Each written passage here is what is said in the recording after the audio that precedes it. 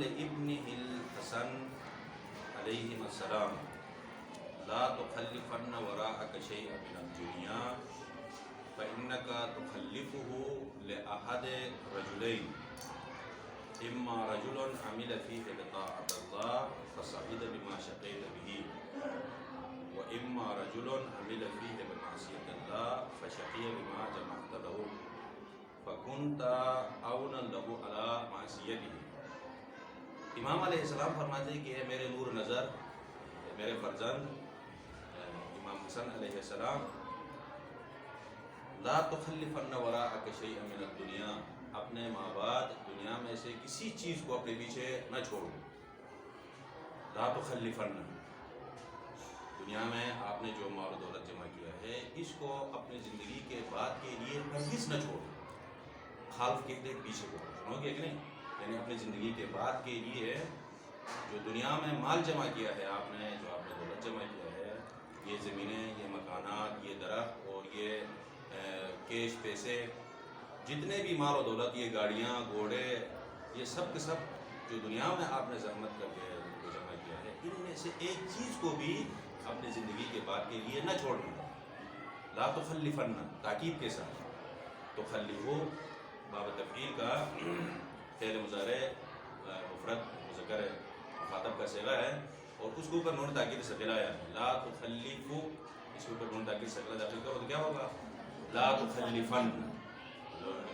اور نون تاکید ثقیلہ ہمیشہ اپنے ماقبل کیا چاہتا ہے؟ فتح چاہتا ہے۔ اذا فتح تخلفو کو نون تاکید ثقیلہ داخل کرنے کے بعد فتح دے دیا تو تخلفن۔ تو آقا فرماتے ہیں، مولا فرماتے ہیں کہ لا تخلفن وراءک شیئا من الدنیا، دنیا میں سے کسی بھی چیز کو بھی اپنے زندگی کے بعد کے لیے نہ چھوڑنا ہے۔ کیوں نہیں چھوڑنا ہے؟ مولا دلیل بھی بیان کرتے ہیں اس کی۔ صرف یہ جملہ کہہ کے امام خاموش نہیں رہے، امام ساکت نہیں رہے، بلکہ اس جو ہے نہ چھوڑنے کی دلیل، اس ترکے کو ترک نہ کرنے کی جو دلیل ہے وہ دو ہے۔ فَإِنَّكَ تُخَلِّفُهُ لِأَحَدِ رَجُلَيْنِ، اگر آپ نے اپنی زندگی کے بعد کے لیے اس چیز کو چھوڑ دیا، زندگی میں خرچ نہیں کیا، زندگی میں انفاق نہیں کیا، زندگی میں صرف نہیں کیا، جو کچھ بھی ہے زندگی میں کیا کرو، کسی چیز کو کسی مال کو راہ خدا میں بانٹو، کسی کو بابت زکوٰۃ ادا کرو اور کسی کو بابت خمس ادا کرو، کسی کو بابت جو ہے حقوق ادا کرو، جو بھی حقوق ہے اس کے بابت دنیا میں جمع کیا ہوا مال بانٹ کے، ختم کر کے، تقسیم کر کے، حصہ کر کے، اس کا حصہ سہم امام، سہم سادات، اور جو کہ سارے کے سارے حصوں کو ادا کر کے دنیا سے چلے جائیں۔ کوئی بھی حق کو اپنے گردن پر نہیں رکھنا، کوئی بھی حق جس کی ذمہ داری آپ کے ذمے میں ہو، آپ کی گردن پر ہو، ایسا نہیں ہو، بلکہ سارے کے سارے حقوق ادا کر کے، مال کو بانٹ کے، ختم کر کے،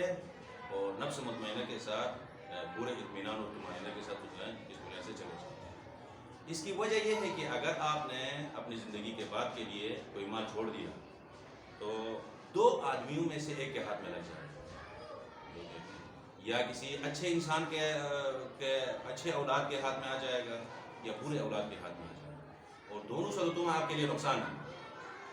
اولاد یا بری ہے تب بھی جو ہے آپ کے لیے نقصان ہے، اور اگر اولاد جو ہے اچھے ہیں تب بھی آپ کے لیے کوئی فائدہ نہیں ہے۔ وجہ کیا ہے؟ فَإِنَّكَ تُخَلِّفُهُ لِأَحَدِ رَجُلَيْنِ، اگر آپ نے اپنی زندگی کے بعد کے لیے چھوڑ دیا تو دو آدمیوں میں سے ایک کا ہاتھ لگ جائے گا۔ اما رجل عمل فیہ بطاعت اللہ فسعد بما شقیت بہ، یا ایسے اولاد کے ہاتھ، ایسے آدمی کے ہاتھ میں آ جائے گا کہ آپ کے جمع ہوا اس مال کو وہ خدا کی اطاعت میں خرچ کرے گا، اچھے کام میں خرچ کرے گا، اطاعت الہی میں خرچ کرے گا، تو فسعد بما شقیت بہ ہے، جس چیز میں آپ نے زحمت اٹھائی ہے، جس چیز میں آپ نے شقاوت اٹھائی ہے، اور جو کہ اس دنیا میں اسی مال شقاوت کے ذریعے سے وہ کیا پائے گا؟ سعادت پائے گا۔ آپ نے اپنی زندگی میں جمع کیا ہوا مال آپ نے ہیں، زحمتیں آپ نے اٹھائی ہیں، آستین آپ نے چڑھا دی ہیں، کمر آپ نے باندھے ہیں، پسینے آپ کے چھوٹ گئے ہیں، صبح کو صبح نہیں کہا ہے، شام کو شام نہیں کہا ہے، دن کو دن نہیں کہا ہے، اور رات کو رات نہیں کہا ہے۔ یہ ساری کی ساری زحمتیں آپ کی ہیں، لیکن دنیا میں ایک اچھے کام میں اس کو خرچ نہیں کر پایا اور آپ کا بیٹا جا کے آپ کے جمع ہوئے مال کو کیا کرتا ہے، کسی نیک کام میں کسی انسان کو دیتا ہے، کسی کمزور انسان کو دیتا ہے، کہیں پر اپنے جو ہے کیا ہے پھپھیوں کو تقسیم کرتا ہے، کہیں خالاؤں کو دے دیتا ہے، کہیں اپنے اولاد کو دے دیتا ہے، کہیں صلہ رحم کو دے دیتا ہے. تو آپ کے جمع کیا ہوا اس مال کو جو ہے حصہ بانٹ کے آپ کو شقاوت مل گئی اور اس کو سعادت مل گئی، تو آپ کو کیا فائدہ؟ لہذا ایسا کام ہرگز نہ کرو. اپنی زندگی کے بعد کے لیے ایک چیز کو بھی نہ چھوڑو. دنیا میں کیا کرنا ہے، اس مال سب کو جو ہے ختم کرنا ہے. اما رجل عمل فیہ بطاعت اللہ، یا ایسے آدمی کا ہرتے چڑھ جائے گا جو اس آپ کے جمع کیا ہوا اس مال کو اطاعت الہی میں خرچ کرے گا، تو فسعید بما شقیت بھی، جس چیز کے ذریعے سے آپ نے شقاوت اٹھائی ہے اس چیز کے ذریعے سے وہ سعادت اٹھائے گا، سعادت اس کی زندگی کی مقدر بن جائے گی. یہ پہلا آدمی شقی انسان کے ہاتھ چڑھ جائے تو وہ اما رجل عمل فیہ بمعصیت اللہ، یا آپ کے اس جمع کیے ہوا مال ایسے اولاد کے یا ایسے آدمی کے ہاتھے چڑھ جائے گا، ایسے آدمی کے ہاتھ میں آ جائے گا جس کو معصیت الہی میں خرچ کرے گا، یعنی برے آدمی کے برے اولاد کے ہاتھ میں آ جائے گا. پہلی صورت کون سی تھی؟ اچھے آدمی کے ہاتھ میں تھی. اور دوسری صورت جو ہے اولاد جو ہے ابا بہت اچھا آدمی ہے لیکن اولاد جو ہے بری ہے، جو بھی ہے. تو آپ کے جمع کیا ہوا مال بطور ارث ادھر چلا جائے گا اولاد میں، اور وہ اولاد بھی کون سی ہے؟ بدبخت انسان ہے اور جو ہے بری اولاد ہے. وہ اس آپ کے جمع کیے ہوا مال کو کہاں لے جا کے خرچ کریں گے؟ معصیت الہی. وَإِمَّا رَجُلٌ عَمِلَ فِيهِ بِمَعْصِيَتِ اللَّهِ، یا ایسے آدمی کے ہاتھ میں آ جائے گا کہ اس میں کو معصیت الہی میں خرچ کرے گا، تو اس کا نتیجہ کیا ہوگا؟ فَشَقِيَ بِمَا جَمَعْتَ لَهُ، آپ نے جو مال جمع کیا ہے اس کے ذریعے سے وہ بدبخت ہو جائے. چنانچہ جمع آپ نے کیا ہے مال، اور آپ کے اس جمع کیا ہوئے مال حلال کو وہ حرام کام میں خرچ کر کے، اگر آپ نے جو جمع کیا ہوا ہے وہ مال حرام میں خرچ کرے تو اس صورت میں بے شک آپ نے معصیت نہیں کیا ہے، لیکن آپ جو ہے اس معصیت کے لیے معاون ہیں، معصیت کے لیے تعاون کرنے والا آدمی. ایک دفعہ انسان ڈائریکٹ معصیت کرتا ہے اور ایک دفعہ انسان ڈائریکٹ معصیت نہیں کرتا ہے، بلکہ کوئی انسان معصیت میں مرتکب ہوتا ہے اس کے لیے مددگار ہوتا ہے، تو اس صورت میں معصیت کرنے والوں کو بھی سزا ہے اور یہ جو مددگار ہے اس کو بھی سزا ہے. اسی لیے قرآن کریم میں جو ہے حکم آیا ہے کہ تعاون علی البر والتقوی ولا تعاون علی الاثم والعدوان، نیکی میں، تقوی میں، تہذیب نفس میں، تربیت میں، ان چیزوں میں دوسروں کے لیے عصا بنو، دوسروں کے لیے کیا بنو؟ سہارا بنو، دوسروں کے لیے کمر بنو، دوسروں کے لیے جو ہے کیا ہے عزت بنو، آبرو بنو. ولا تعاون علی الاثم والعدوان، اگر دوسرا کوئی غلط کام کر رہا ہے تو اس کے لیے نہ عصا بننا ہے، نہ اس کے لیے سہارا بننا ہے، نہ اس کے لیے جو ہے اس کا پشت بننا ہے،